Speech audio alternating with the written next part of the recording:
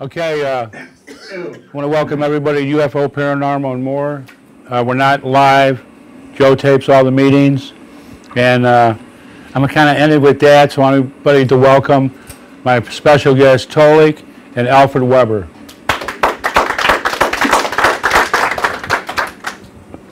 Okay, guys, now, Tolec, you can do your thing. Alfred wanted to know what he would be doing, being that he's the youngest and the doctor. I just told him to kind of do what we did last time. So it's your time, though, Tolec. Well, are we counting age in physical years or in higher dimensional years? Because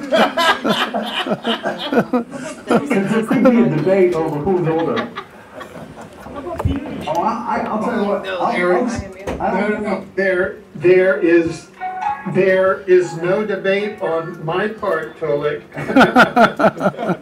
I will give up the floor to my esteemed colleague from Vancouver and let him kick off this discussion. Pick a topic. We'll have some fun. Look. I am here, and I feel very privileged to be an observer, and I'm here purely in my observer capacity. So please, as Gaston and Alphonse said, go forward, monsieur. Oh boy, we are in deep trouble. Hey, you know what? This is pretty cool. That's the first time I ever heard a doctor lie. But hey, that's I'm just kidding, Alfred. Yeah, but what about that statement about attorneys? Oh! I couldn't resist. It was hanging out there in the air. Oh boy. So how is everybody? Good. Yeah, good. Everybody's fine. I have this is Tolec. I have probably 2 or 3 topics that I'm ready to dive into, but I'd like to open it up to the floor. So many times that these discussions are all about us and what we've learned.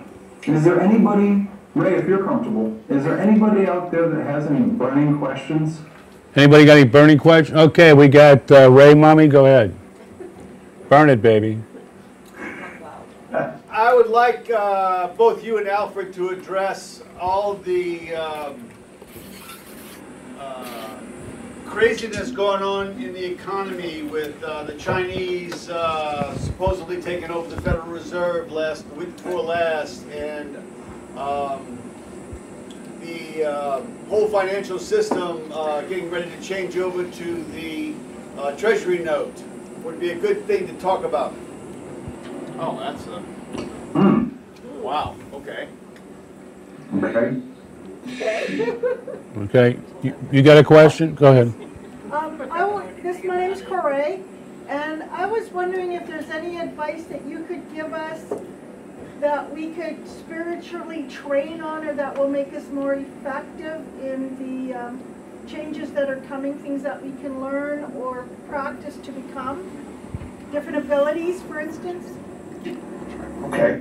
I'm going to yield the floor to my esteemed colleague from Vancouver and let him address the first question regarding the new Treasury note and the change of the economy, and I'll follow up with what I know so far. Alfred? Okay, now, there was a second question there, okay? But could I hear that one? Go ahead. Sorry. Yeah. My name is Corey, and I would like to know what are some of the abilities that we can further strengthen or learn in order for us to be, I guess, more knowledgeable for when the disclosure happens, and how we can kind of assist the cause and help guide other people that are less knowledgeable. I'm psychic, and there's certain things that I'd like to know that I can improve upon to help guide people when it's ready to happen. Okay, thank you. Wow. No. This is very, very interesting. I'll just give you some kind of a background. Today I found my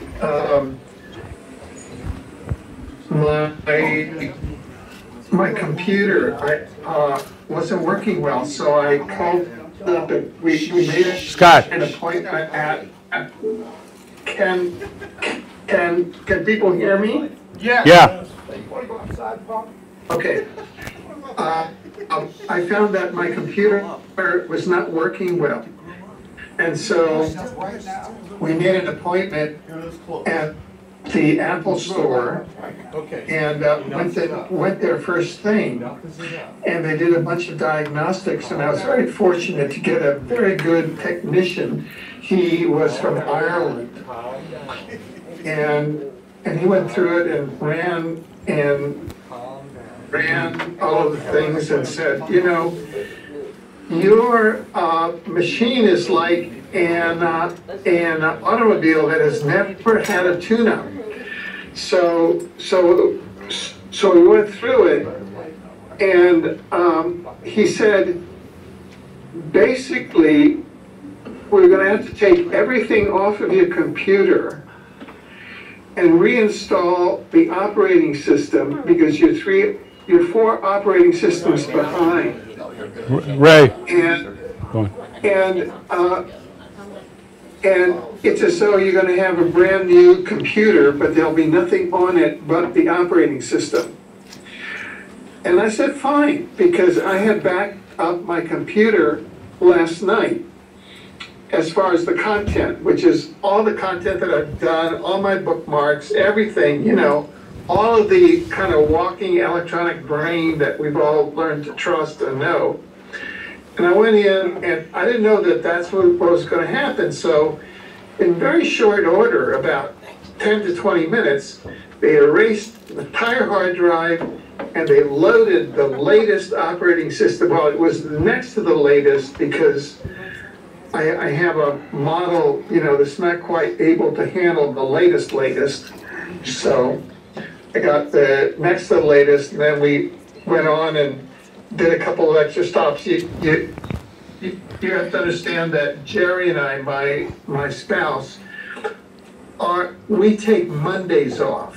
In other words, the rest day is supposed to be Sunday, but she teaches class and has a lot of clients Sundays. So Mondays are our kind of day off. And so we took our day off, and we had to do a lot of puttering about town.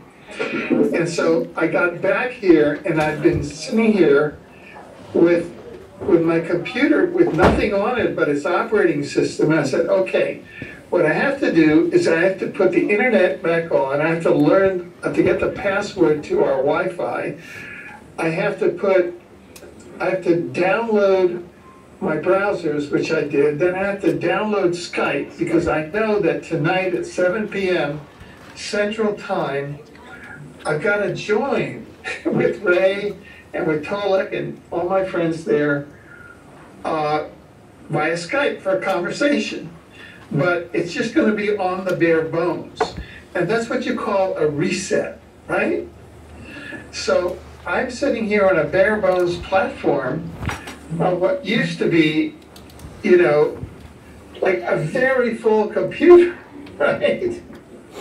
Full of all sorts of thoughts and systems and books and half-written books and totally written books and, you know, half-baked ideas and fully baked ideas and burned up ideas and all of that.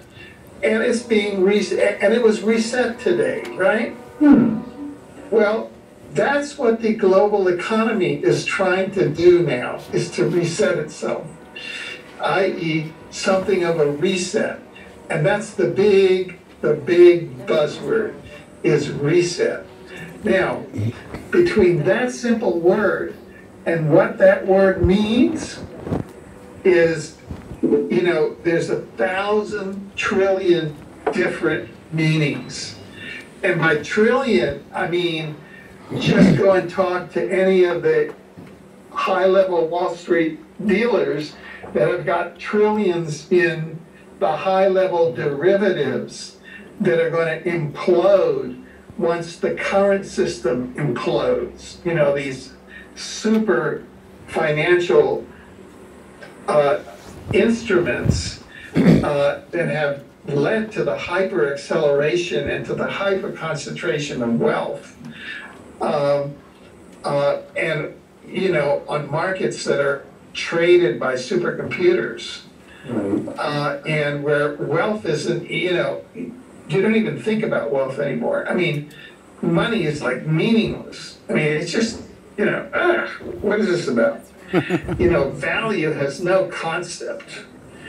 And at the other end, you know, you have people, you know, what's the value of an honest cup of herb tea? You know, which is what, you know, at the end of the day, you want some shelter, you want an honest cup of herbal tea, or, you know, whatever you want, and you want some kind of regular shelter, regular food, you want like a regular schedule and platform in your life to deal out expectations to yourself and your loved ones and the society that you're part of.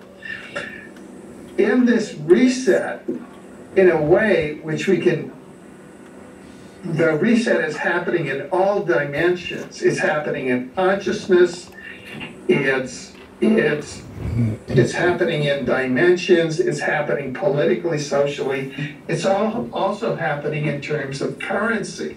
Yes. Because the one way that we can call it Illuminati-based power system has extended its power is through a US dollar-based system after World War II, based on the petrodollar, when they tied the US dollar to oil and thereby made oil the basis of the economy, which was tied to the fossil fuel paradigm. You know, where we would explode things to make huge masses of steel in trains, buses, automobiles, cars, and build these enormous tracks of railroads across the land, enormous concretes across the land, cities turned into concrete jungles, automobiles took over all of the inner cities. Basically, because a few individuals from secret societies murdered all of the inventors of free energy, monopolized the oil companies, and then tied the US dollar to the oil. So we had the petrodollar, so we had a dollar as the world currency, because we had the fossil fuel currency, and everybody else who tried to bring in free energy was murdered or pushed to the side. And that's why we have the current money that we have. Some people call it an Orion-based currency because it's what the Draco reptilians and Orion Greys is kind of the rollout of their occupation through the Illuminati matrix powers. So that's basically what we've had through the Bretton Woods, and you know, it's your fiat currency. It's just print it up, roll it out, it's all paper toilet money, run it up the flagpole, they'll all salute it, because the only way you can pay for oil is with US dollars, and if they don't, we'll invade you and we'll shoot you and we'll drop depleted uranium on you, and all your babies will be deformed monsters with from all of the radiation, birth defects. And that's how basically the people that have been supported by the population in the West, whether through, ignorance or because everybody just wanted to go along with it, by the Demopublicans. That's what people have been doing for the last 60 years. And there's also, don't forget the role of war as part of that paradigm. Exactly, and so it's been permanent war. The permanent war economy, because the economy is based on war. War is an industry, is an industrial activity. It's like making shoes. The way you make money on war, those who run the wars, is that you control both sides, you create wars, you make money on lending money to the governments to wage wars, you supply the armies, you make money on the equipment and on the arms and on the research, then you make money on all the destruction, and then you make money on all the rebuilding, and you make money all the way in and out. So that's what we've had. So no wonder everybody wants to reset the economy, right? Right. It's a reset. Like I reset my computer. My computer reset today because it could hardly function. Why? Because it was software issues. The software was so corroded that nobody could talk to each other. Did you say corrupted? Yeah. Yeah. Hey, Alfred. We could talk to each other in my computer. Now, if that isn't a microcosm for the macrocosm of tonight's topic, I don't know what else is. Right. Hey, Tolec. I'm sorry, Ray, go ahead. Okay. Number one, Alfred, I knew if anybody was going to handle that question, and nobody can do it better than Alfred, but I also want to let you know another thing, Alfred.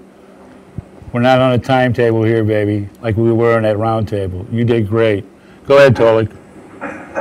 Well, I'll just dovetail. We can just keep dovetailing to each other. Okay. There's also, as Alfred and others are well aware, there's been enough conversation across the planet between people who are aware of the level of changes that are happening, that what's being discussed is that, and the words the Environmental Council uses with me and has used, is there's a transformation coming.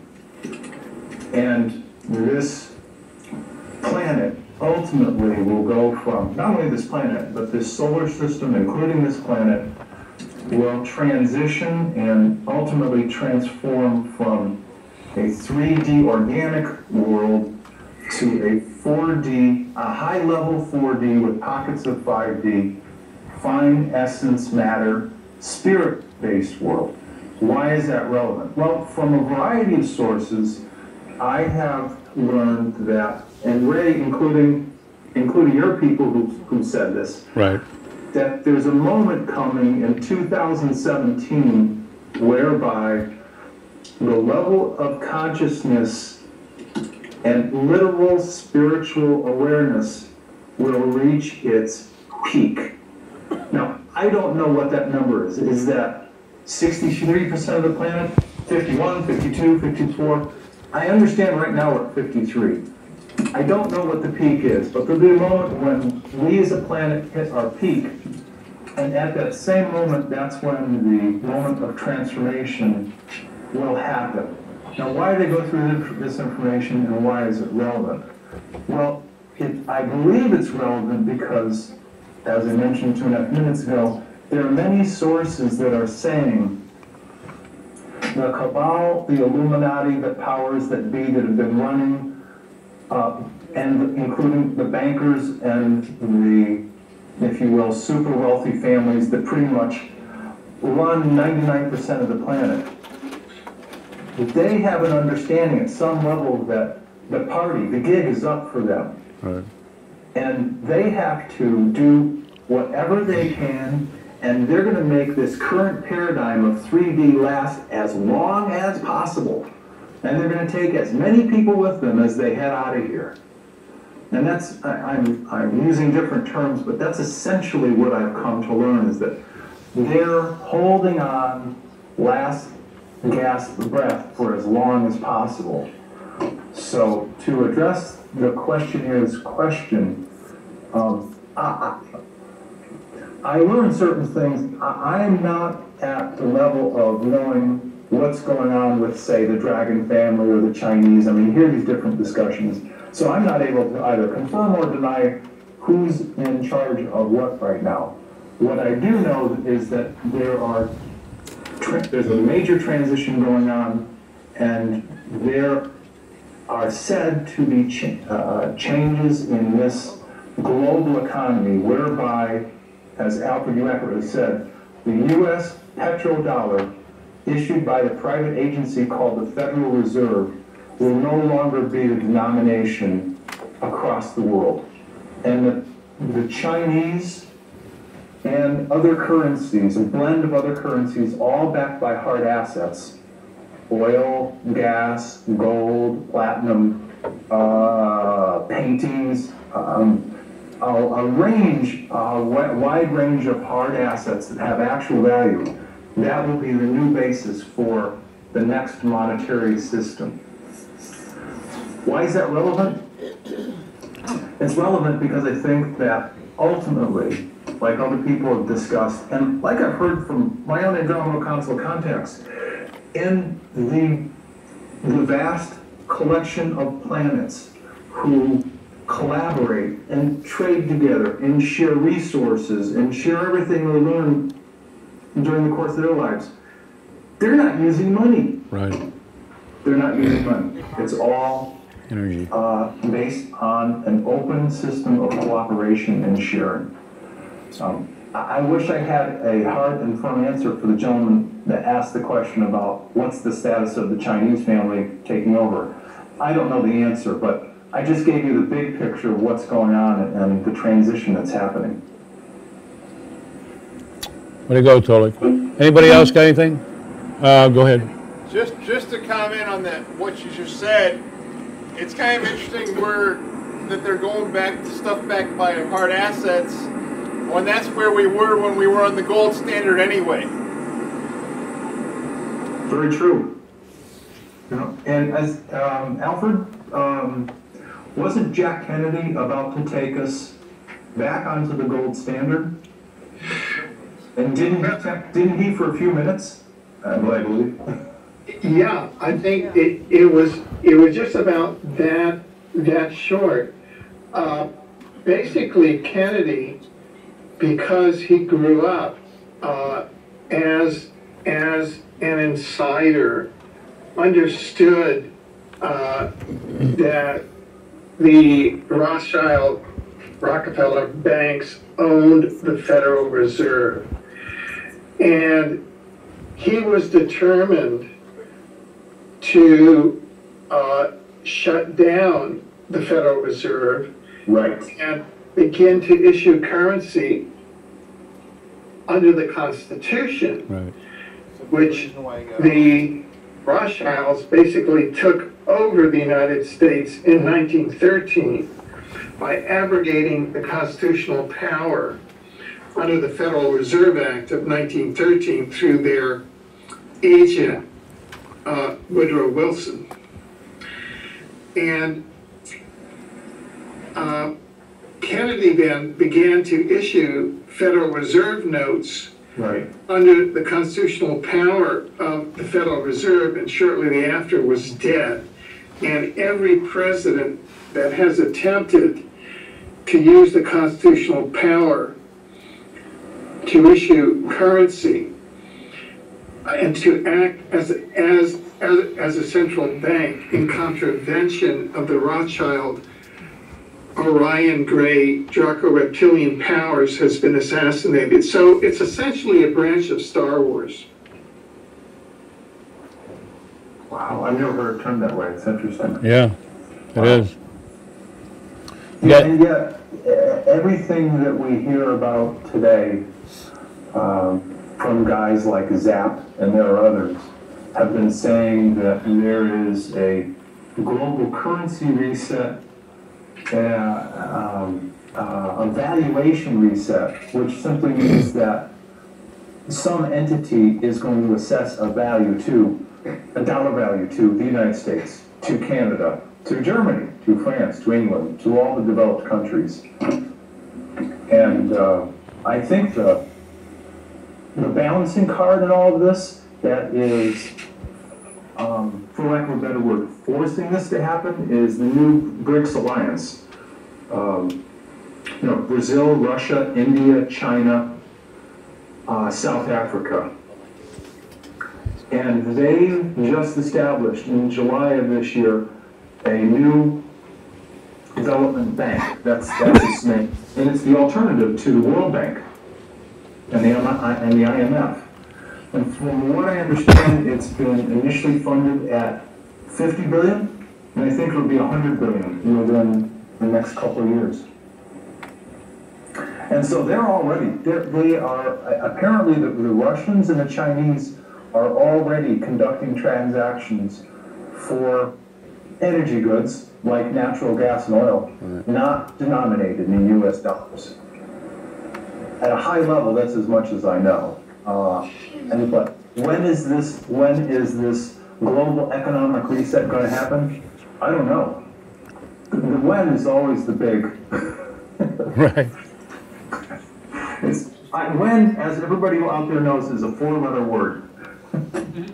Yeah, now, right, could I jump in here? Go ahead. Go ahead, Alfred. Yep. Yeah, there's a lot of cross currents going on here at the same time, because it's basically a theme of spiritual warfare.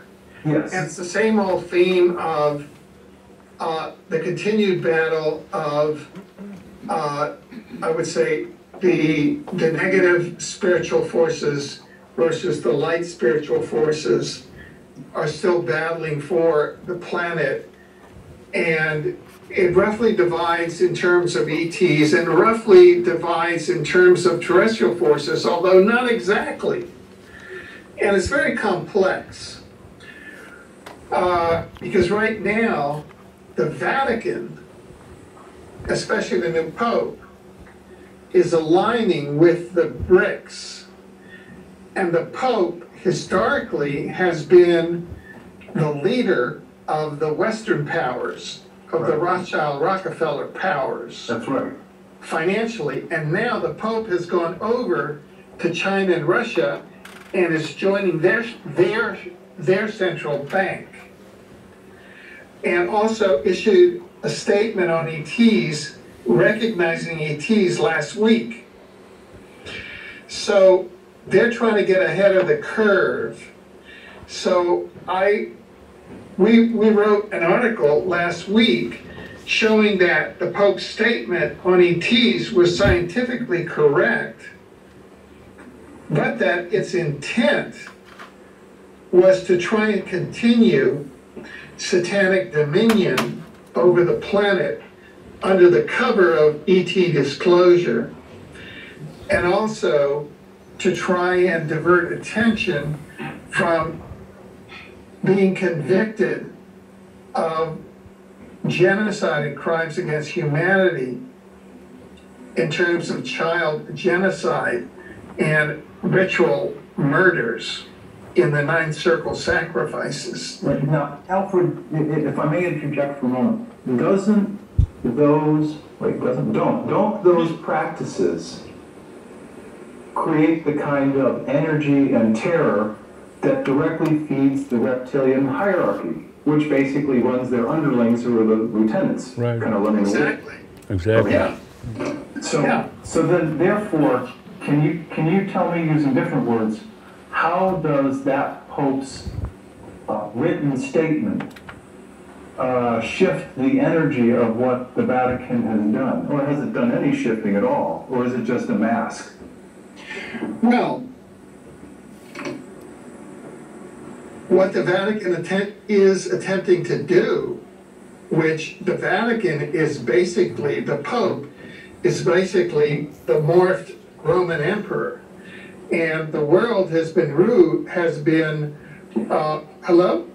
Still here. Go ahead. Oh, good.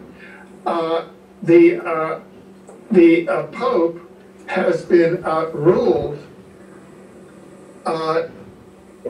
the earth has been ruled by the morphed Roman Empire for the last 2,000 years. The Pope is the Roman Emperor. And now, as they've always done, they've adapted to circumstances, and you have the East Wing, namely the Asians, and the Russians are now advancing, as opposed to the West Wing, which is now receding. So the Roman Empire is now moving over and supporting the East Wing, but they want to be with them, but it's the same basic force. Okay?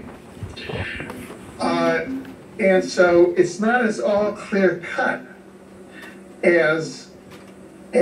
and if you look at what happened is that the owners of the U.S. corporation, of USA Inc., sold out the U.S. people, Right. transferred the entire industrial base over to China, which is over there, where the BRICS is part of now. So they own all the factories in China now, anyway, the same owners. Right, and the first corporate headquarters of this new development bank is it's either Singapore or Shanghai, one of the two. But And so the what they call the reset of the American dollar down to zero is a way, because the souls of the American One can sit in front of people, me over there. which were the ones that revolted against the queen, who's the reptilian queen, the reptilian king. right. This is payback for the American Revolution. So what happened is that since World War II, they've used America as a bully force to fight all their wars for USA Inc. Now they're trashing it, and they're just going to trash all the people in America because it's a large collection of souls. And it's where all the cool ETs have been landing. Although it's the government where they've been making the biggest bunch of deals with negative ETs. You follow me? Right, that's true. So you have to look deeply in all of this. You can't say that it's just at the money level. You have to look really deeply. You have to look at the soul level. You have to look at what's the Vatican, in other words, what's the Roman Emperor doing, who has been the reptilian overlord for the last 2,000 or 3,000 years. And it's kind of business as usual, and with the US dollar. Now, some of the solutions are this. It's called complementary currencies. And that's where communities get together and they form their own currencies. You know? Where you can have, I think they have communities up in New York State where they develop their own currencies. Or you have co-ops, food co-ops, vegetable co-ops. Sure. You have cities that have their own currencies, so that you have a community that's developing its own money. You go in and you do food co-ops, you go into communities, and you get away as much as possible from this mega structure, because the US dollar is tied into this enormous Leviathan beast.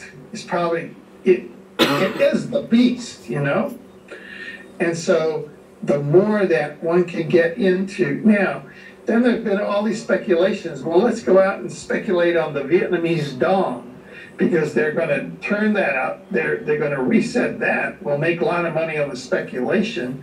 well, let's go on the Iraqi dinar, and there's a lot of that, or, you know, let's do this, that, and the other thing, or the Bitcoin. Well, those are all like sideshow speculations. Well said. And so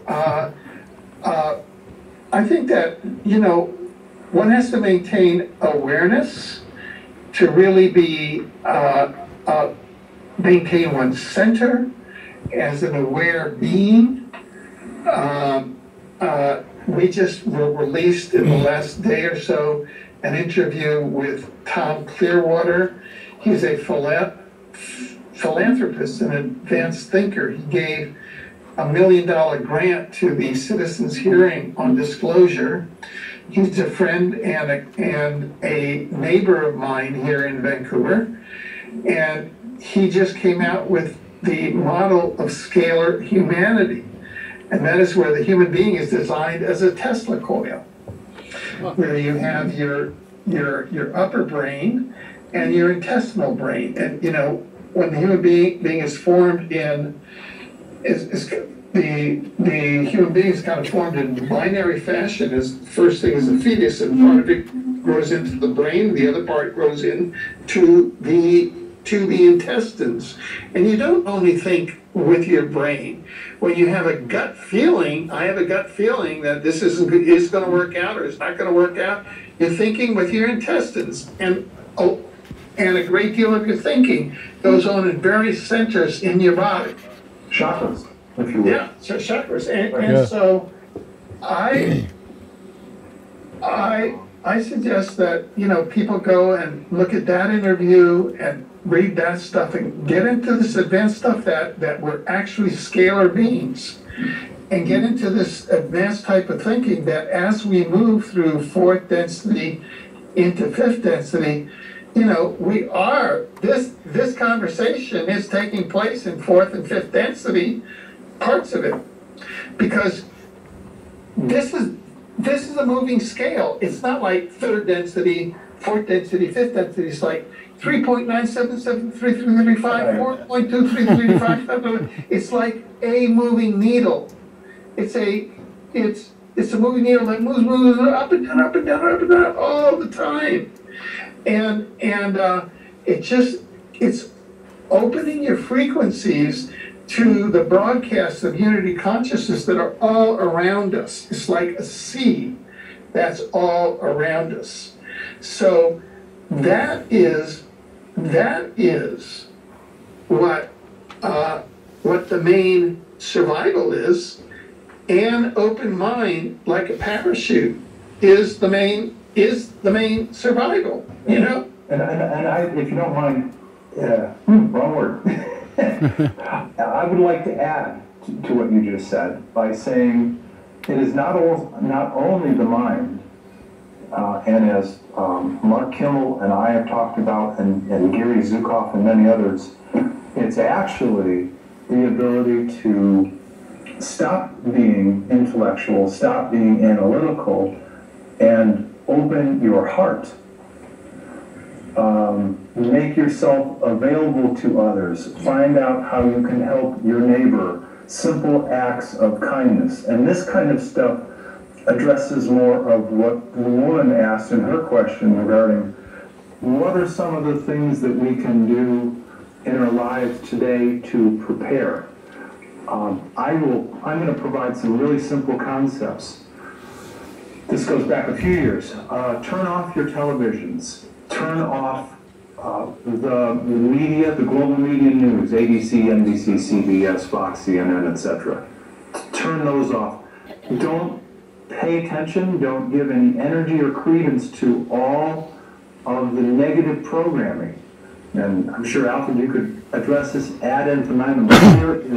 There are layers and layers of negative programming that are pushed through the cable and airways, broadcast into people's homes to keep them conditioned, keep them in the system, keep them not asking questions, when we should be living the opposite. One of the things that I've done is, almost 2 years ago, I moved out of the metropolitan Tucson area to the higher desert. I'm now 4,600 feet, there are no box stores. There's no Walmart. And some of the people around here have, at least the initial ones that move in, have a bit of a difficult time. But most of the people, living out in the country is an amazing thing. The air is exceedingly clean. There's almost zero pollution from energy, from lights, from cars. People move at a slower pace. It's a healthier life. I tend to spend a lot of time outside. I move slower. I was taking the time just last week to watch a dragonfly struggle to get out of the water, and I picked him up and he kind of brushed off his wings and he flew away. Other people would tell you, well, you need to slow down, you need to sit, and you need to meditate. I'm sure that those methods work. For me, and I think for some other people, being out in the energy of nature is a great way to wind down, to slow down your intellectual self and get into the vibration of the heart and the vibration of love.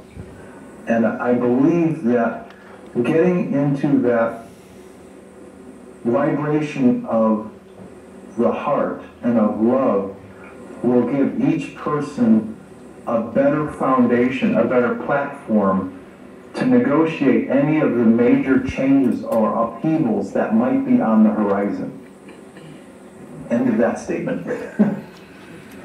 And certainly feedback from anybody, and or Raymond. Hey, Yeah. Ray, you're there. I'm right here. Go ahead. Jump in here. Anybody else got anything to say to this? Raise your hand. You guys did great. No, everything you're saying, you're right on. You too, Alfred. Well, Ray, any thoughts that you have on the things that we're talking about? I'm right what you're saying, with my guys and where this is going. The money is going to disappear here as we know it. We're going to be trading with energy, goods, just like them. And as we go into a higher frequency. Scalar wave technology. Do what? I can't hear you. Scalar waves. She wants to understand scalar wave. We got a person who wants to understand scalar waves. Scalar waves, Tolec. Honestly, not my area of expertise. Alfred? Well, this is, scalar is the next step after the Newtonian linear physics. And it's essentially the step from third density into fourth and fifth density. So understanding that the human is designed as a Tesla coil, and that we are Tesla devices, and that we operate as a Tesla unit, as a scalar device, that understanding leads one to comprehend how we function in fourth and fifth density. And so that's why I think it's very important, and I don't say this, because we published it. I think it's very important for people to go to exopolitics.com and view the interview and the article and download the PDF that introduces scalar humanity, because it's a new scientific discovery, and you'll discover what the mechanism is of humanity functioning in 4 or 5D, because we are functioning in 4 and 5D now. That's where we're functioning, is in 4 and 5D. We're doing it now. Very good. Hey, Tolec. Yes. What me and you talked about, I guess, 2-3 nights ago, you were going to talk about that woman and about that book. Do you want to do that? I think this is a good time. Yeah. Alfred, You will be happily surprised to hear the information that I'm going to provide because it very much dovetails all of the research work that we've done over the years addressing something called the interlife. Wow. And how this book came to me, as Ray alluded to, I was having a conversation with a female buddy of mine who's very, very, for lack of better words, awake and aware. She has certainly some higher level, what people would call psychic abilities. And we were talking, and she said, you know, based on some of the things that you're keenly aware of, I think you would really appreciate this book. There's a book by a young woman whose name is Natalie Sudman, S-U-D-M-A-N. And she talks about her near-death experience when she was injured over in Iraq. Apparently she was, I think, part of the U.S. Army force over there. For people who might be interested, the name of the book is Application of Impossible Things. And I'll give you a brief summary of what I discovered.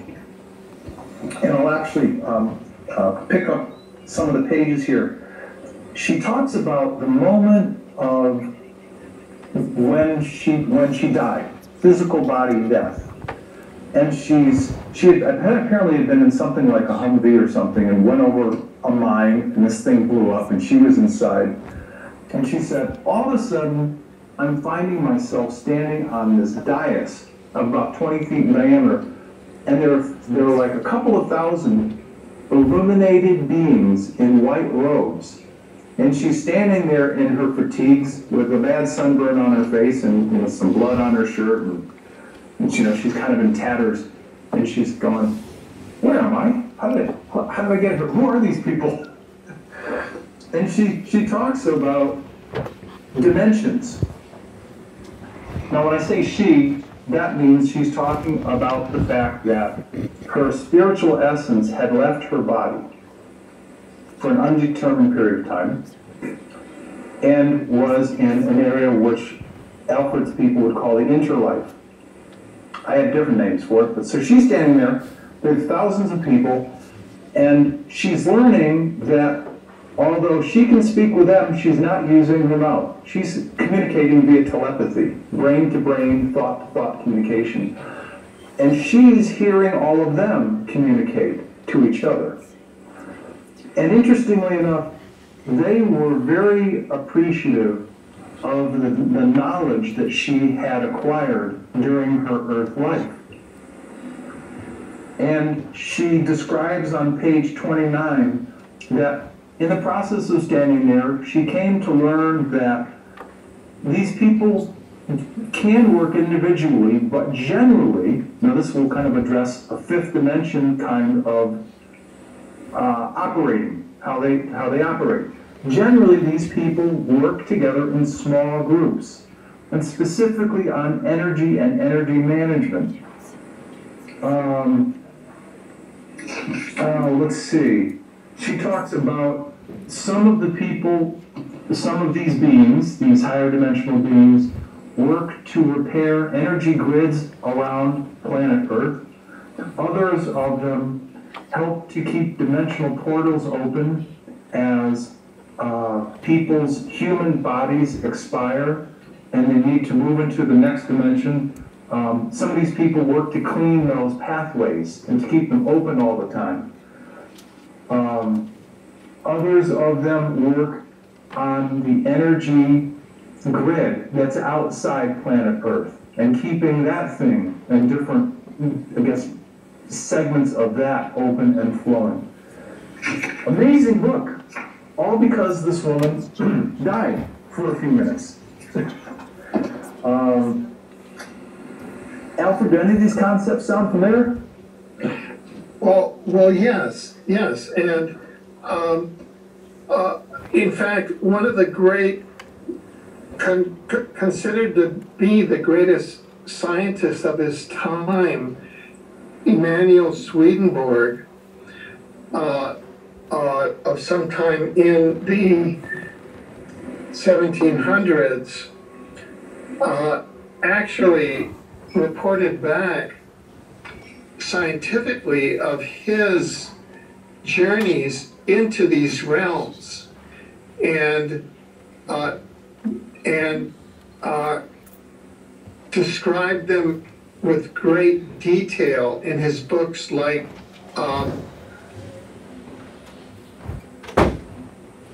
Arcana Celeste, which is the secrets of heaven. And it shows that we live in a dimensional ecology, and ecology of dimensions, and that's how finally I arrived at the model of the dimensional ecology of the omniverse. Right. Now we have been intentionally quarantined and sort of kept and also brainwashed and kept into such tight boxes for an extended period of time here by a number of intersecting forces. And all of these forces are being taken away. And so it's a time of tremendous discovery. It's not going to happen in an instant, but it's a tremendous time to be alive. You have people from the spiritual, you have entities from the spiritual dimensions who can act as teachers to all of us who are in the multiverse, ranging from advanced extraterrestrials and because to other extraterrestrials, we on Earth are extraterrestrials. Because one insight is that it's not only we on Earth who are ascending, it's our entire universe is now in the process of dimensional shift and density shift. Yes. So this is a very, very complex time. And it's just through awareness, and it's all good. Probably one of the main insights that I was able to come to in the last little while is a website that's positivefuture.info, and that's of the positive timeline. That's a structural shift. And the equation is positive future equals positive timeline plus unity consciousness. And that structural shift has actually shifted the entire holographic timeline that we're on, the whole program that we're in. We're inside of a hologram. This is a virtual experience. Yes. It's like we're inside of a carnival ride, and we are inside our avatars, which are Tolec or Ray, or all of us here enjoying this tonight. These are our avatars that we have on for this carnival ride, for this e-ticket. And that's about the size of it. And what occurred is that all of a sudden is that this holographic timeline has suddenly shifted, and we now know the basic equation for it. And when you add a second point, which is an upper level dimension, which Tolec just mentioned, which is love, those two factors, the positive timeline and unity consciousness plus love, where God is love, then those factors all added together, just constitute and the ability to encompass those and surrender to the awareness that those constitute what the hologram is, the amount of accelerated change and appreciation that one undergoes inside the hologram, you become solid state. Like, you don't have to go through thousands of years of reincarnations inside the hologram. Boom, solid state instantly. You just transform. Yeah. And that's what's occurring now. And I learned just recently, and this kind of dovetails to what you just addressed. I just learned within the past couple of days, I was speaking with a new contact person of mine. Her name is Andramine, and she is kind of like she's the chairwoman of a subcommittee, and her subcommittee is interdimensional interstellar telepathy. And so she's been acting as a liaison between me and the council. And so I talked to her a lot regarding How long we got? of what's Can we going take a on. break? And she Yeah, how long are we said, gonna be? About 10 minutes, I'll let you know. she showed me and told me within the past couple of days that this moment of transition, and this is a more broad statement addressing where we've been as a planet, like the last couple hundred years, I can't yell. that No. the older, Speaking of what we're saying right now. until recently, the older frequency of planet I'm gonna Earth take a 10 minute. has been holding up and pending the process of a full-blown dimensional transformation of this planet and its people.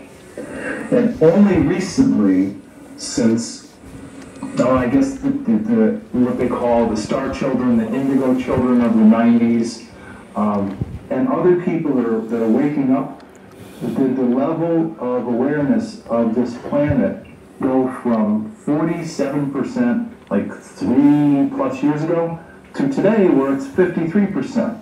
So there's a growing level of awareness of people on this planet.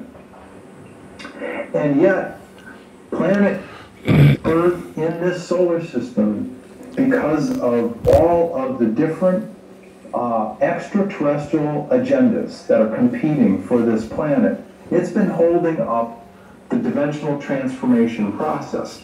Now, the upside is that because more people are waking up, that yields to the words that you used, which is that of a positive timeline and unity consciousness. How does this happen?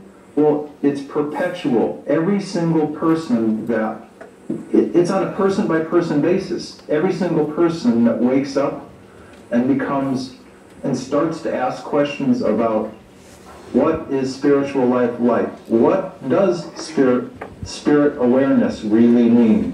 What does it mean to be a service to others person?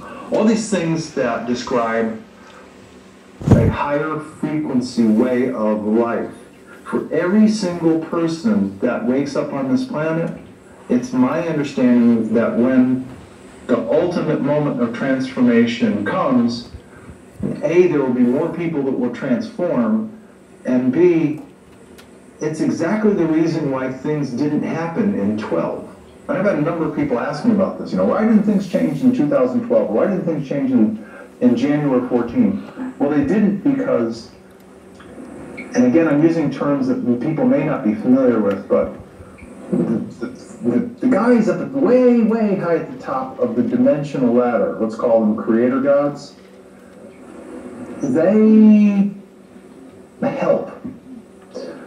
And the idea of help is that they nudge when necessary or leave alone when necessary, because as Alfred indicated, what we live in, it's all a holographic construct of higher frequency energy, and it's mutable, it's changeable. And so what I've learned is that there will be a point somewhere in the 2017 time frame, for lack of a better reference, where the populace on this planet will reach its highest peak possible of evolutionary awareness and awakeness.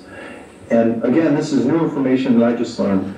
And the creator gods at that moment will, if you will, bump or nudge or tap kind of like if somebody's standing on the edge of a pool deck and somebody just uses their index finger and they go, boop, well, that person's going to fall in the pool.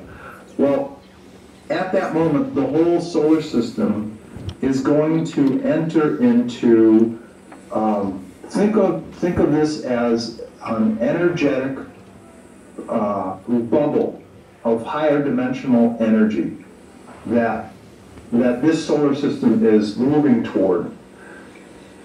The creator gods are going to bump this solar system to have it enter into that bubble.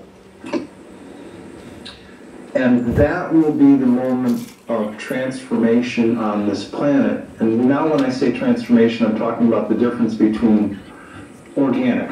You know, we all walk on dirt paths. We see lakes and trees and rivers and mountains. And it's, for us, it's tangible. Those are our organic things. And that the next frequency up, call it upper 4D, call it 5D, it will no longer be an organic experience. It will be, and I know I've talked about this before, but it will be a spirit form, fine essence, matter experience, and things will be much more translucent. People will be taller, they'll be lighter, they'll live longer lives, and I could list ad infinitum all the attributes, but what they've told me and shown me to summarize this moment is that we're actually going to go from where we are now, which is on the brink and entering 4D and 5D awareness, spiritual awareness and spiritual consciousness, to actually shifting into spirit, fine essence, matter, form. And as somebody who's 3D watching a person who's 4D, they would watch them first disappear. Well, they wouldn't be able to see them because that person's going to be having a higher, for lack of better words, a higher dimensional body. And what I also learned is that for the 3D people who want to stay as 3D organic people, they can do so, but they won't be able to do it on planet Earth. They'll either have to A, leave early and visit and go live on another 3D planet, or at the moment of transformation of this world from organic to higher dimensional, their spirit essence, their soul, will leave this planet and go and incarnate on another 3D organic world, much like Earth is today. And they'll do that because those are people who will want to continue to have 3D organic human life lessons, 3D organic human life experiences. It's their choice, it's what they want to do. For the people who decide to stay here, Tolec. life's going to be a lot different. Tolec. Yes. Okay. What we're going to do is we're going to take a 10-minute break. You guys are awesome. Just take a break. I know you, Alfred, you probably have to do whatever you got to do. We'll be back in 10 minutes, okay? Sounds good. I'll stay on. All right, buddy. Sit down, shut up. Ready? Yep. Okay. All right, Tolec, Alfred. This is just great. I mean, People enjoying themselves? oh God, yeah. And Dr. Alfred, you know, he's the wizard. Tolec, you're great. Now, Ethan has a question, and go ahead with it. Well, this is something that concerns all of us in this room. Hang on. I want to make sure that Alfred is back. Okay. Yes, I am here. Okay, great. Good.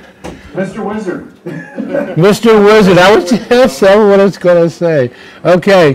Go ahead, Ethan. Go ahead, Ethan. Everything's been lighthearted, but this is a very important thing that's probably going to be happening soon in this city. And I think all of us could use some advice. I don't know if the two of you have seen a lot of the news on the Michael Brown stuff that's been happening here, but very soon they're going to release a decision on whether they're going to bring charges on the officer or not, if you're familiar with that story. When that happens, and it's more than likely from what we've all been hearing that they're not going to bring charges on the officer, very likely the response, because this is a very racially charged city, could Yes. bring martial law here. I was wondering if you could give us all some advice in practical and spiritual terms about how we can deal with that to protect ourselves and our families, but still, keep an open mind and, have our hearts filled with love and compassion. Who wants to handle that? Well, yeah, I'll jump in. Go ahead, Alfred.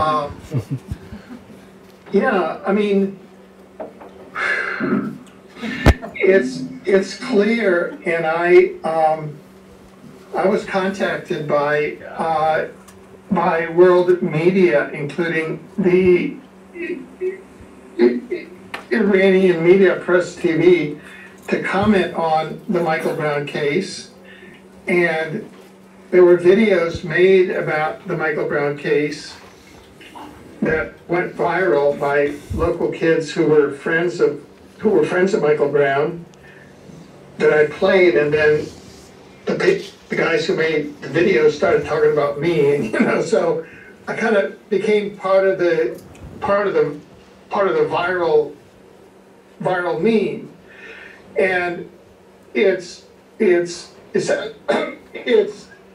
clear to me that the Michael Brown incident is part of false flag provocation to provoke social unrest, to provoke social conflict as part of the attempt to deconstruct the social order, leading to ultimately the breakdown of the society of American society, and it's herding people into FEMA camps, into poverty, into depopulation, such as is described in the plans set out in various of the leaked depopulation plans of the Matrix Powers, the Bilderbergers, and others. Right. So this is nothing more than a test case. And so it's a test case of those operating under the assumptions of what I call the catastrophic timeline and attempting to act it out under conditions of a positive timeline. So these are people who are completely unaware that the holographic objective timeline and morphic field in which they are operating has shifted, such that any projects that are, or activities that are conceived of in duality consciousness, which is I win, you lose, and these are plans that were made over, essentially over the last 300 years, and then, over the last 50 years, and then over the last 5 years, and then over the last year, and they come from a centralized place. And so that all of these plans are made in a parallel dimension, which has no reality in this dimension. We can't get any traction. Right. So my advice is just to, sit back and just be very calm and just watch the events as observers. Right. And know that anything that you see on any of the controlled media, either on television or on newspapers or through robotic entities of the controlled media, such as law enforcement officers or official police or whatever, is not real. It's like virtual. It's like unreal inside the virtual. So just detach, do not engage. Just do not engage. Anything that is unreal, do not engage. Go about your business. Remain in a field of love. Interact only with people that you are in close and love connection with, either over long distances on Facebook or, in gatherings like this or whatever. Just engage with people on the positive timeline who are in scalar modality in upper densities. People in other densities, do not engage. Just do not mess yourself. Just smile and disengage and not engage. Just nod your head and yes them, and that's about it. Very good. Who's got a cat? Is that your cat, Alfred? My cat said, yep. He said, yep.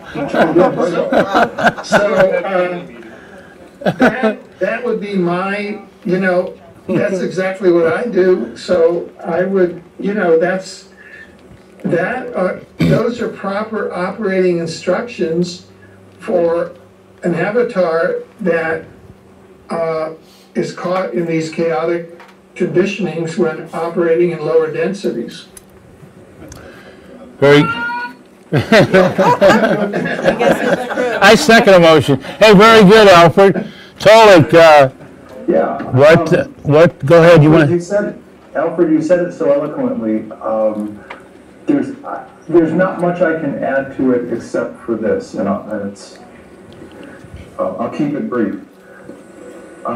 Another way to describe what Alfred said is the spiritual masters of this world, and there are many that are walking the earth right now, and that includes Gary Zukav and others. They've been teaching that you can live life either through the energy of fear, and fear has many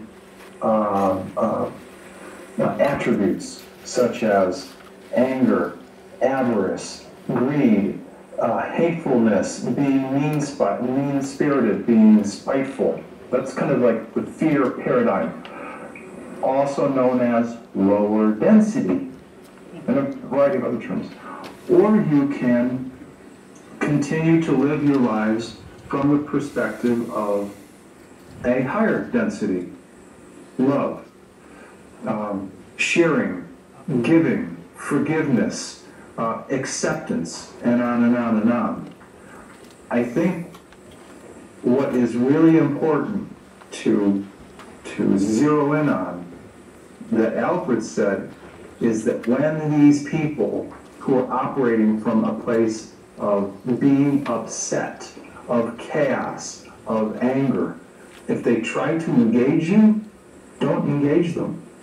As Alfred said, nod, smile, go your own way.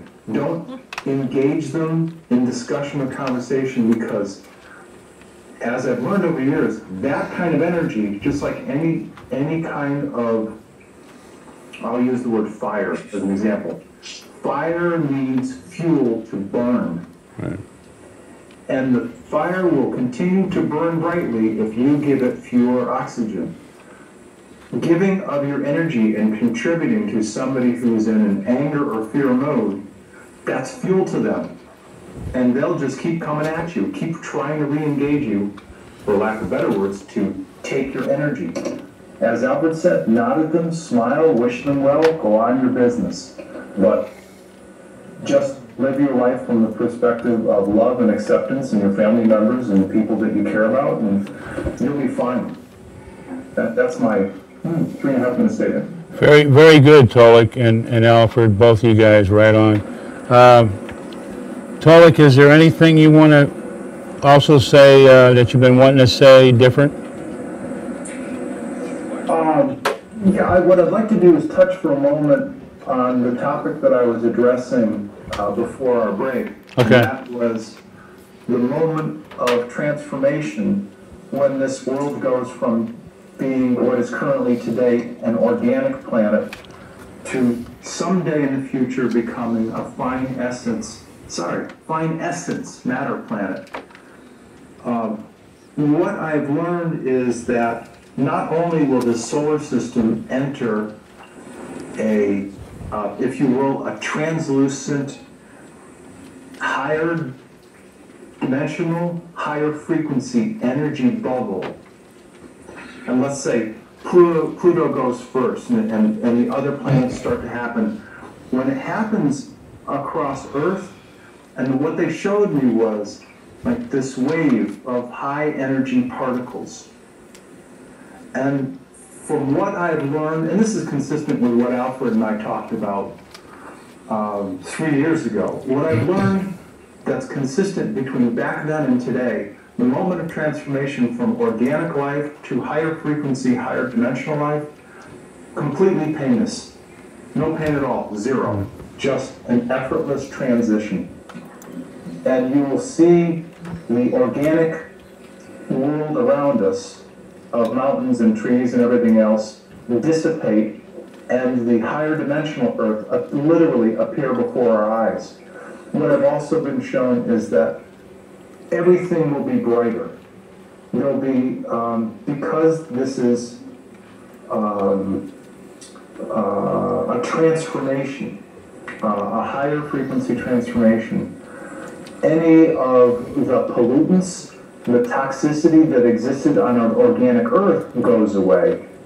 Radiation, PCBs, oils, all sorts of pollutants goes away.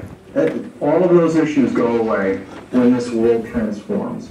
And I think it's a pretty amazing thing, because they were showing me these images of this energy wave, if you will, coming across the planet, and you will get to see, like, if you're out in space, you get to see this beautiful, translucent, sparkling globe with all this light energy coming off of it. It was a really neat image to see. Cool. And that's how people will, they've told me and showed me that's how people will experience this transformation on this planet when it happens. Now, I know that we're talking about sometime in our distant, not too distant future, but I wanted to make sure, because we haven't talked about this stuff in a while, I wanted to make sure that what I had learned 3 years ago is in fact consistent with what's going to be happening. Now, what I've just talked about does not deny or refute the raising consciousness, the raising awareness, the change to the positive timeline. That's all consistent. It's just what I'm talking about is the moment of change from organic life to higher fine essence matter. And if anybody has any questions about this, feel free to ask. Joe, go ahead. I'm up here so you can hear me. Yeah, Tolec, are you familiar with the concept of what's referred to as the photon belt? Yes, I've heard of it as a concept. I don't know any details about it. Okay, because what you're talking about seems very similar to what I've heard about this. I was first heard about it back in '94, and theoretically it's a band of light energy that is 2,000 years deep, but is part of this orbit that our solar system goes around the central sun, you know that. Right. So I didn't know if maybe that's what they're referring to, because that's supposed to be a point that our planet, our solar system goes through, where the opportunity for higher consciousness and transforming occurs. Right. I'm aware of teachings that they gave me, they being my Andromeda Council contacts, again, back to 3 years ago, when they were talking about things like the galactic torsion wave, or a band of higher energy. And that's certainly still true, but what I've learned recently, and specifically, is about this, and apparently it's massive. There's this massive holographic energy construct that is like the shape of a large globe, if you will. And our solar system is going to physically enter that space. And interestingly enough, that event will align with the moment when the consciousness and awakenedness of the planet reaches its peak. And that's when, as I've learned, for lack of better words, the creator gods will go with their index finger, boop, okay, you're ready. They'll just kind of push us a little. Yeah. Just a gentle nudge. And that's that's what I've learned in terms of new information, in terms of physically how that would look if you were to watch that whole event transpire. And I just thought I'd share it because it's new information for me. Very good. Go ahead. We got another question. Yeah, this is Correa again. And I have a question regarding when this happens. Are like we moving into the fourth and the fifth dimension? Are we going to be amalgamating with the Pleiadians and everybody else, the angelics, or any? Like, do we kind of melt into the same kind of space as they're in? And then what about people who have passed on that want to be in that higher consciousness? Do they join us there, or do we join them, or how does that work? Yeah, it's a good question. This is Tolec. The way that I can answer the question is, when we're on Earth and we use terms like people pass on, the way that I define that term is the avatar body, the organic avatar suit body that we are wearing, because it's organic, it ceases to function. And our true human selves, our core essence, called a soul, can either choose to reincarnate on this planet or other planets that are 3D over and over and over again, and we've done this many times, or we can choose to go live higher dimensional lives, 4th, 5th, and above. Right. And we could spend hours talking about the delineation between each of them, but based on that definition and the question that you asked, yes, we're going to go from living as organic humans, if you will, with our soul essence inside of us, to living as just pure soul with form. We'll see each other. We will look.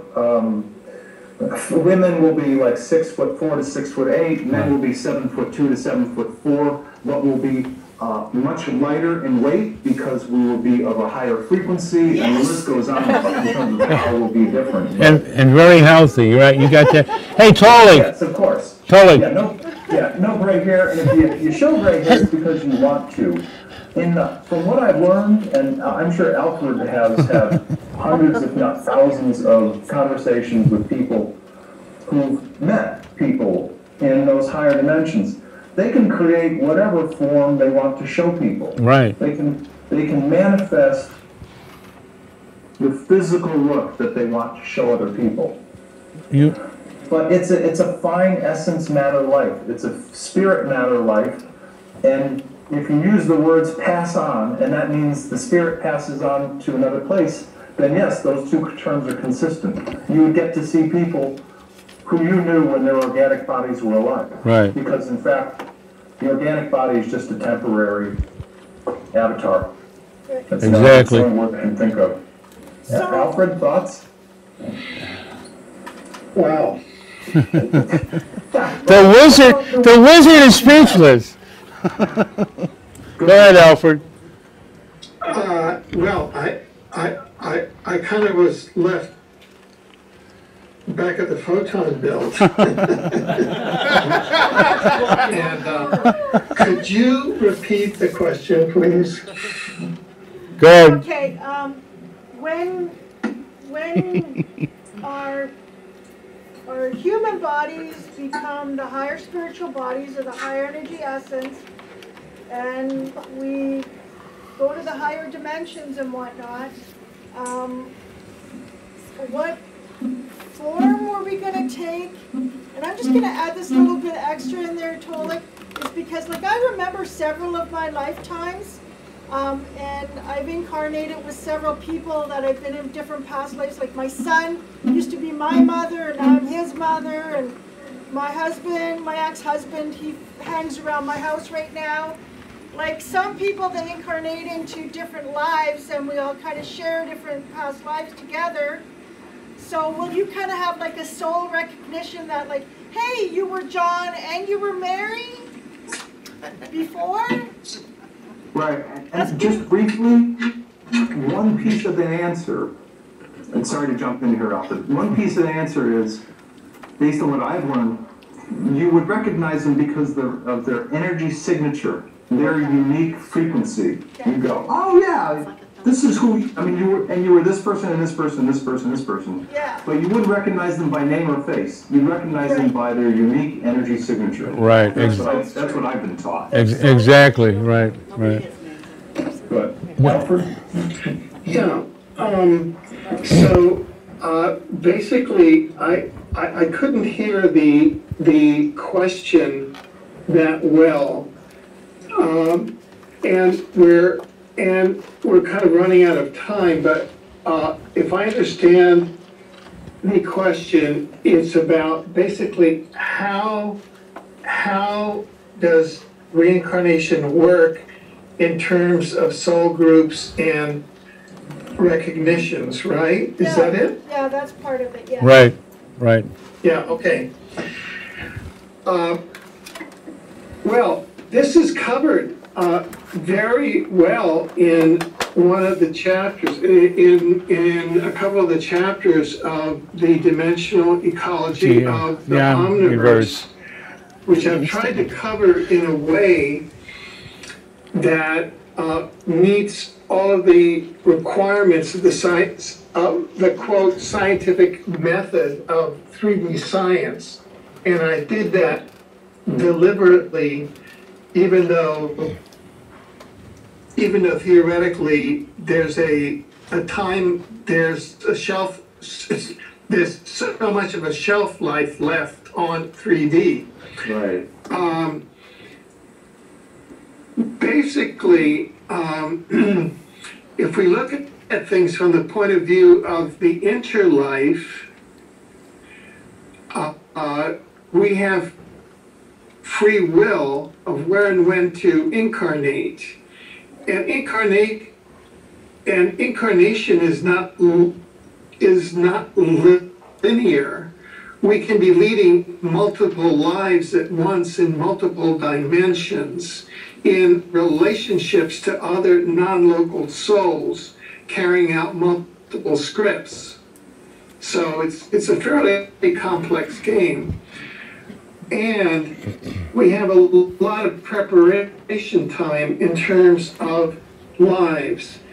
Think of going into a classroom and having like holographic television screens and being able to sample a number of possible future incarnations. You know, well, I'll sample one is Ray and one is Tolec and one is Alfred, and I'll see, you know, which one which one suits me better. And once you get into and you have an assembly of a particular life, then you go into classes with others so that you have recognition cues, so that you'll be able to recognize each other when you have on the ground meetings, for example, so that you'll be able to recognize your mate or important cues on the ground, even though, you know, there is something of a forgetting, because part of the game in this reincarnation classroom is that they block your memory. Because, see, this is a game, and we're in a carnival ride, and if they didn't block your memory, it wouldn't be much of a carnival ride in a game. You get it? Got it. Yeah, it is part of the game. And but they kind of give you an advantage so that you can at least, you know, develop your skill. And the more telepathic we are, then, you know, the better. I was talking to my son. My son is an Oxford-trained actor, and we're having a fairly deep discussion the other night about reincarnation. And I said, listen, it's kind of like doing improv, you know, like just go in and you've got the scene at the bar, And you can play it either way. You can play the jealous lover or you can play the cool guy, you know, just do improv. And he understood that perfectly because he's a highly trained actor and understands what improv is. And life is basically improv. And you can play your scripts either way. And there's a great deal of pre-life training. Yes. And so my philosophy is to write your own script and be a great artist because that's what God is. Very good, Alfred, very good. Now, to add to that, I would ask, and this is just a general question, I would ask people to think about this question. How many people do you know that seem to just stumble across their lives? And what I mean by that is, they're here, they're on planet, but they're not really conscious. They're not making conscious, thoughtful, heartfelt decisions. They just kind of go like from one experience to the next. I think it's an interesting question because if you start to think about the people, you kind of see them and they'll fall into a couple of groups. They're very awake and aware. Yeah. They're either kind of just waking up, and some of them are completely shut down. Right. That's right. You people in this group probably don't interact a lot with the people that are completely shut down, but they're out there. They exist. Right. Oh, yeah. Oh, yeah. I got a few in here, but no, you're right, buddy.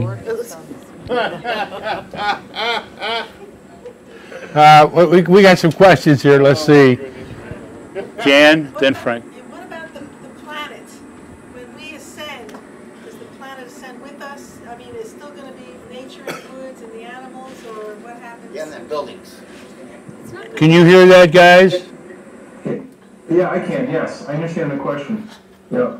I guess I'll go first on this one. Go ahead. Based on what I've been taught by my Andromeda Council contacts, let's say that you're standing on planet Earth and you're, I don't know, 50 or 100 feet away from this transformation wave that is moving across the planet. You will watch everything dissipate. It'll turn like into light sparkles. That's what you'll see, is sparkling little bits of lights. And anything that's organic will transform and become a higher version of itself. Mountains, lakes, streams, fish, animals, they will all transform. Things that are non-organic, like asphalt roads and cars and buildings, women's shoes, dishwashers, stereos, computers, it's all going away. All of it's going away. And what will we have in its place? Well, there will be some considerable new technologies that will be shared by the people of the Andromeda Council and other higher dimensional ET races that will all contribute to the rebirth and the continuing evolution of planet Earth and its people and everybody else. We are going to have some considerable help once we make that transformation. Right. That's right. Okay, Frank, you got a question? Yeah. Is there an event that will trigger disclosure, and do you see disclosure happening before 2017 in a big way? Because it's happening piecemeal right now, I believe that.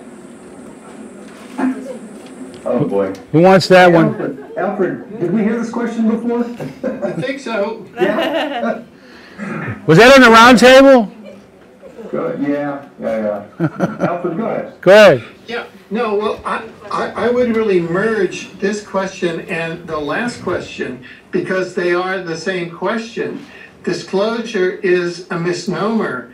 Disclosure means ascension, expansion, and moving through and upward of densities. It means that one can finally see everything that's around them now. That's what disclosure is. It means that one's consciousness finally expands so that reality is disclosed to one, and one can finally see all of the dimensions that one is existing in right now. Exactly right. Yeah. Now I'll jump in for a brief moment and Go ahead. use 3D speak, okay? Disclosure. Yeah, and this is a, if you will, I'm going to create on the fly a 3D definition of disclosure. That process by which the governments disclose to the public that, oh, well, you know what? It looks like there are really ETs out there, and we're not alone. I think that A, this will never happen. B, if it does happen, it'll happen only because one of the governments will be faced with a situation that will irrefutably get in the way of their plans, which is denial. Right. They'll be facing a situation of, we've got ETs coming down here, real or created. And the other one, which Alfred can address at length probably, would be, we have a false flag situation. The hell with disclosure. Yeah. We're going to take some reptilians who don't look like reptilians, they look like humans, and we're going to announce them as the miracle workers of our planet. They've arrived to save us. Wrong answer, bad news. But disclosure, the way that most people understand it, I don't think we're going to see it happen unless the hands of the government are absolutely pushed to the very edge, and they have to acknowledge it. And if it really happens, it's just a beginning for what, there's so much more to this. And I agree with both you guys are saying, because we actually play acted this out Saturday. Of course, we were on a time watch, but yeah, I didn't have to. You know what I mean there. We got another question from Ray. Come on up here, Ray. It's another Ray. I figured. Oh, listen to this. Alfred and Tolec, I'd love you to address the solar flares. We have recently in the last year, and then down in the last month, and even in the last couple of weeks, the solar flares has escalated. We've seen changes on Mars and Venus and so on and so forth. I'd love you to address that and tell us what you think about all the solar flares and how that has to do with the ascension and the astrological thing that we're going through right now. Got that, guys? Yep. Go ahead, Alfred. Oh, man. No, go ahead, Alfred. I just love the way Tolec pushed that on you. We're in a. I see those as a predictable cycle of events, and in fact, there was just a moon-sized UFO photographed right next to the sun. Mm-hmm. So I don't see anything out of the ordinary there, and these are just celestial type events, and they are very large spacecraft, which Tolec can tell you about, and which I've read about biospheres. I mean, vehicles that are as large as a planet that are deployed to keeping the solar system and this planet stable, so that we don't have undue stability and undue celestial accidents. So I don't see them as a cause for concern, because we're under both celestial and spiritual over control. So that's my answer. Well said. Well I said. absolutely concur. Yes, I do too. Yeah. Yep. Anybody else got a question? And Andy, then you, Scott. Yeah, I've got a question. Go ahead, Andy. This can be for either one of you or both of you. I'd like to hear both of your takes on this. You will. It has to do with the transformation or the ascension, whatever you call it, sometime in 2017. I've heard two different things. I'd like to know if you could clarify this a little bit. When everything changes and you see things disappear in front of you and it turns sparkly and crystally and we become these higher beings, does that happen automatically? Or because I heard you say that there will be a decision that people can make as to if they want to remain 3D, right, or if they want to ascend higher. So from what I take from that is that it's not automatically just going to happen to everybody. There's going to be a point where you have a decision to make. And I'd like to know, is it just a one-time thing? I mean, smack dab right then and there, you have to make this decision? Or can you choose to remain 3D for a certain amount of time, and then at a later date, make up your mind, okay, I'm ready now, and then ascend? Okay, Okay, Tolec, you probably want to take that first, and then Alfred second, right? Okay. Go ahead. Based on what I've been taught in terms of how the process is going to unfold, well, there's a lot of information here, so I'll keep it brief, and I'll keep it in major points. Some, and I don't know exactly when, but some amount of time before that moment of transformation, there will be either formal announcements or telepathic announcements, but event number one is people will be able to make a choice.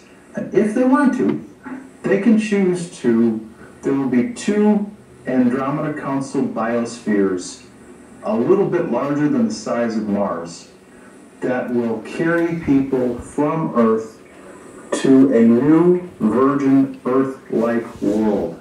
Much bigger than Earth, actually. Virgin. No people live there.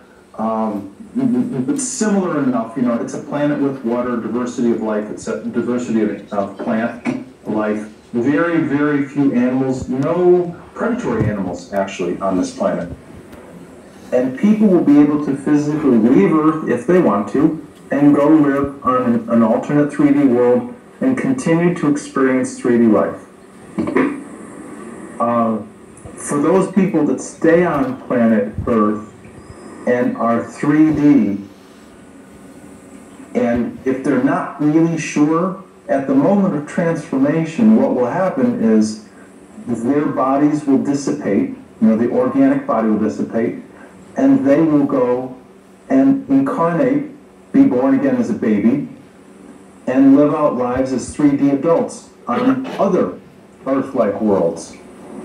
Because from everything that I've learned, and that's all I can do is testify to what I have learned, this planet is going to transform from being what is now an organic world to being a fine essence matter spirit world. Right. And if you all are standing on the planet and you're 3D, you're going to transform.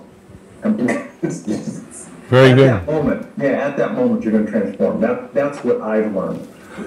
And yes, each person and or family, you know, life is on a person by person basis, but each person will be able to decide what path they want to choose for themselves. Absolutely. Very good. That's what I get from my guys too. Can you remain yourself and not have to be born again as a baby and start all over? Can you remain yourself somewhere? Can you remain yourself and start all over as a baby? Well, let's say your name is Raymond and you're male and you're 62 and you're standing on planet Earth. If you're standing on planet, based on the way I've learned it, if you're standing on planet Earth at the moment of transformation from organic to crystalline, you're going to lose that physical body is going to dissipate, and your core soul essence is going to reincarnate on another world as a baby. because that's the way we as soul learn. We incarnate in 3D lives until we get to the point where we go, I've learned everything I can. I'm not going to play this game anymore. Now, I mean, there are other discussions, and Alfred and I and many of other people have heard these discussions about, I am 3D right now, and I'm 4D and 5D and 6D and 7D all at the same time.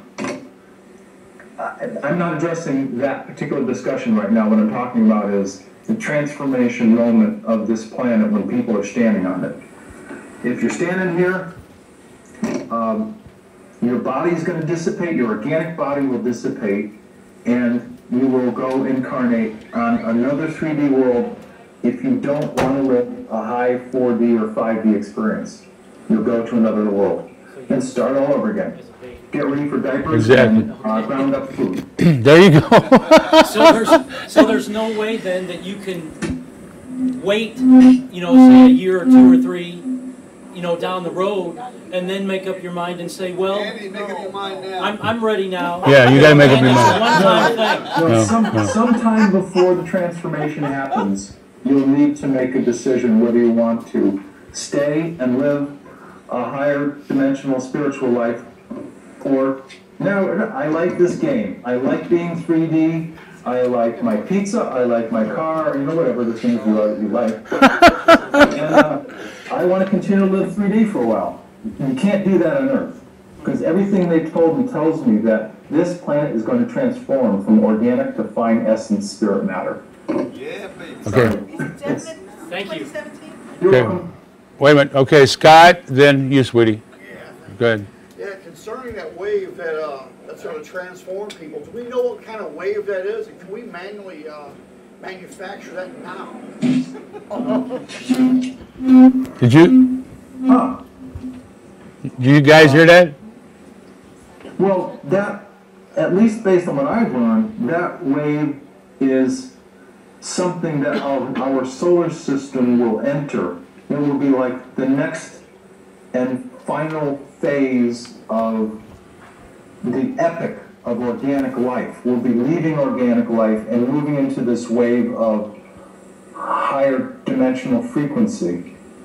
It's not something we on the planet are creating. It's something that is out in space that's been created by the creator gods. Can we make that ourselves? Can we manufacture He wants that? No, there's no way. Okay, wait a minute. Go ahead, sweetie. Oh, okay, so how do the other planets in our solar system figure? Are they 3D worlds, or Pluto, Uranus, etc., or are they 5D or higher worlds? The other planets, did you hear that? Are they 3D, 5D? Yeah, are they going with us, or Are they going with us? options? I will give a really brief answer, and then I'll let Alfred chime in, because he has some knowledge specifically regarding Mars. Here's what I've learned. I've learned that in this solar system, currently, the only other planet that has 3D organic life on it, and it didn't say that those people are necessarily native to that world, but the only other planet that has 3D organic life living on it today is Mars. All of the other planets, many of the other planets already have higher dimensional life living there. If they're 5D, they're going to bump up to 6D. If they're upper 4D, they're going to bump up to upper 5D. Right, In essence, that's what I've learned. right, exactly. Alfred? How does that fit with what you've learned? Well, I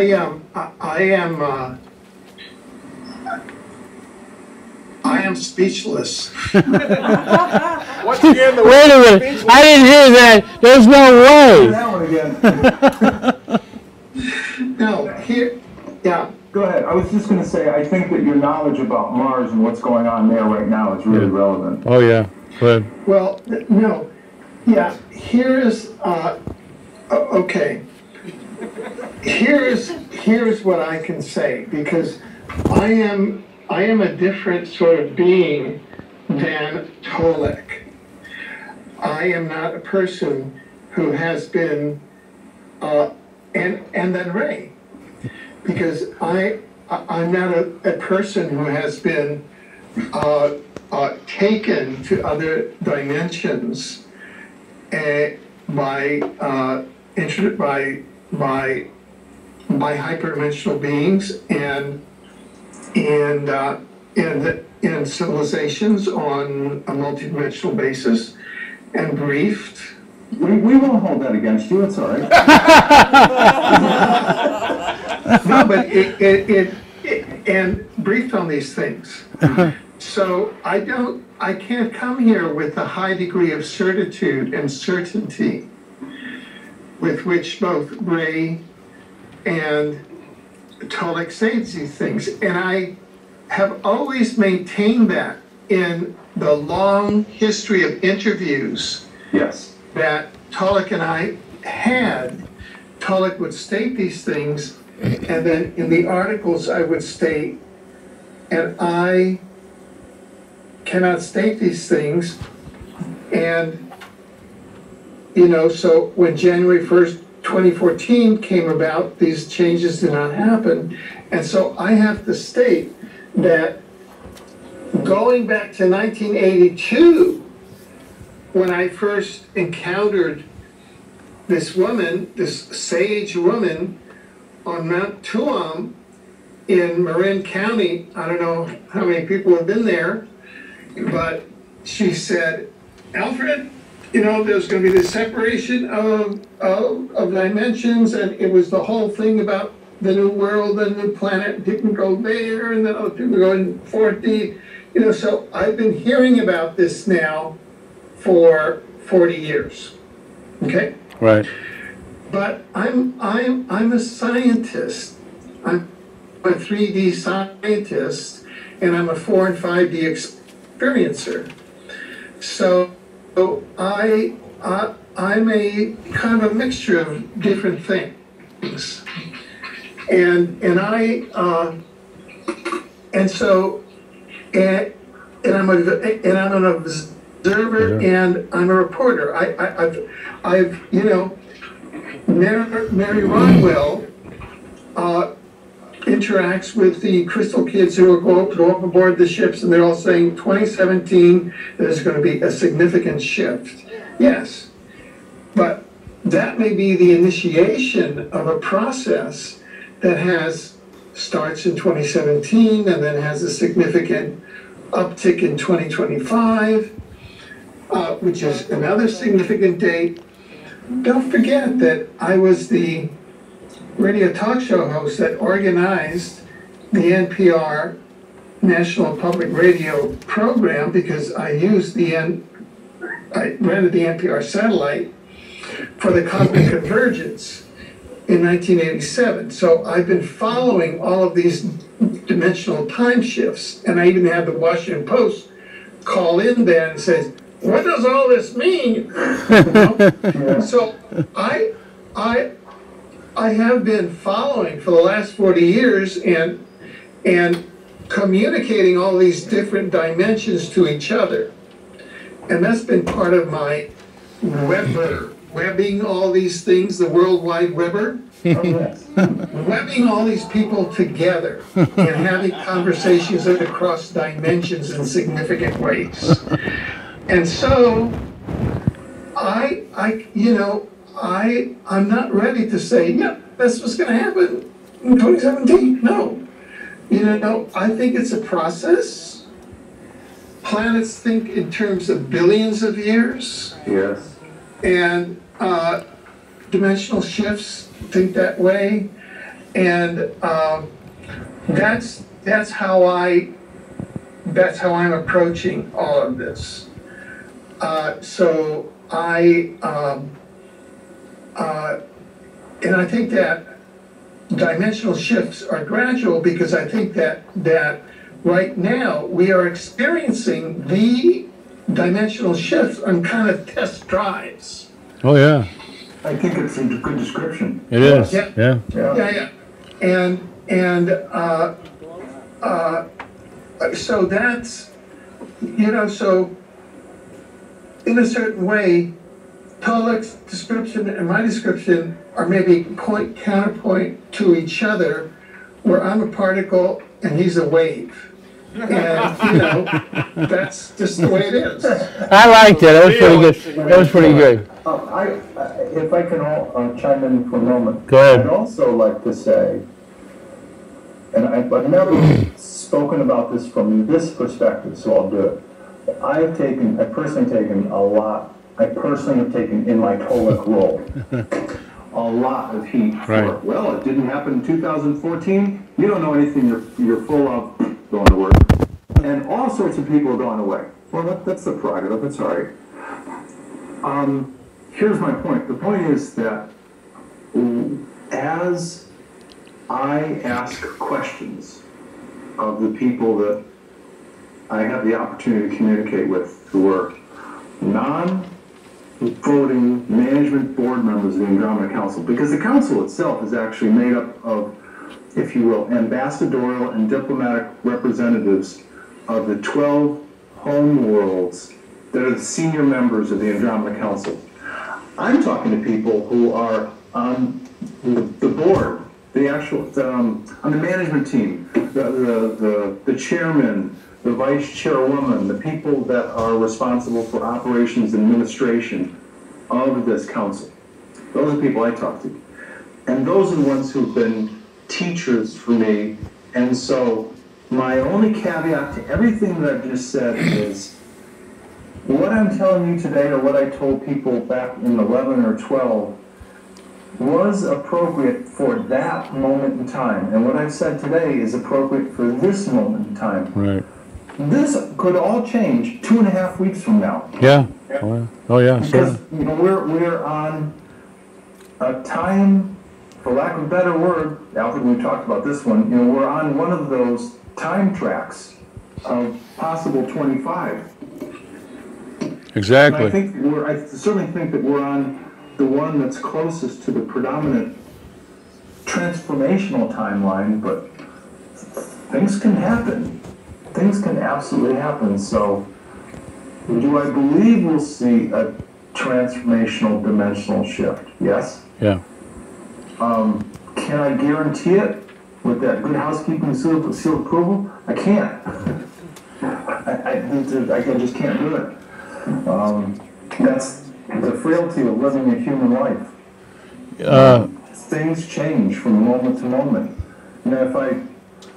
If I got up and walked outside and crossed the road without looking to the right, and I didn't see that large truck coming, I'd lose this body in a heartbeat. Yeah. Those are the kinds of decisions we make every single day. And so we make them individually, and we also make them as a family, and we make them as part of a culture and a society, and we change the course of how the world evolves. Exactly. Consciously, energetically. Tolec. I don't know if that helps anybody, but... No, it helps a lot. Plus, you would agree with this, I think, with your people and my people. And what I tell my people, what my people say, we're just messengers. We get the information out, just like you get the information out. I have to give this information out. And that's what I do.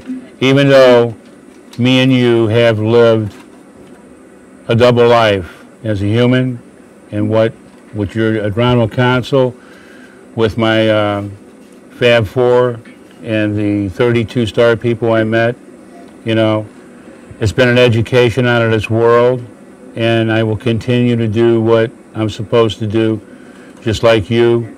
And the wizard, Alfred Webre, what you're doing is just amazing, and I cherish everything you say.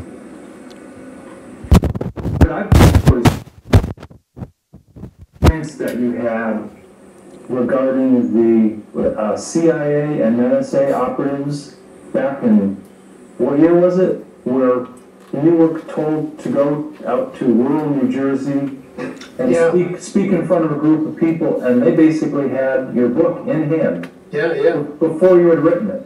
That was amazing. This was my book excerpt.